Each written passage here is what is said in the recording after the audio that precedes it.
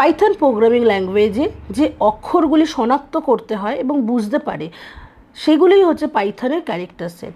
Character বলতে অক্ষর, চিহ্ন অথবা সংখ্যা বোঝায়।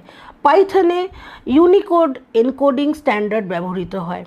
পাইথনে নিম্নলিখিত ক্যারেক্টার সেটগুলি যেগুলো বর্তমানে আমরা ব্যবহার করতে পারি সেগুলি হলো নাম্বার, যেটা 0 থেকে 9 পর্যন্ত নেয়। লেটার্স, যেটা বড় হাতের এ থেকে বড় হাতের জেড, মানে capital A to capital Z, এবং small A to small Z পর্যন্ত নেয়।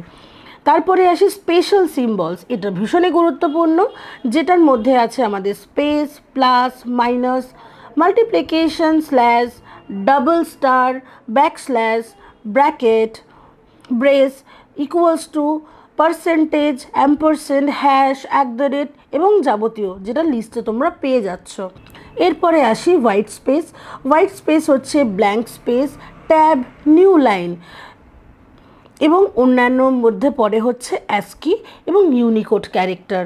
এই পাইথন প্রোগ্রামের প্রত্যেকটা ক্যারেক্টার সেট ব্যবহার করতে হয় যে কোনো স্টেটমেন্ট এক্সপ্রেশন তৈরি করার জন্য। তো পাইথনের কোনো সোর্স কোড লিখতে গেলে এই যে ক্যারেক্টার সেটগুলো আমরা ইউজ করব সেগুলোই ভীষণ গুরুত্বপূর্ণ।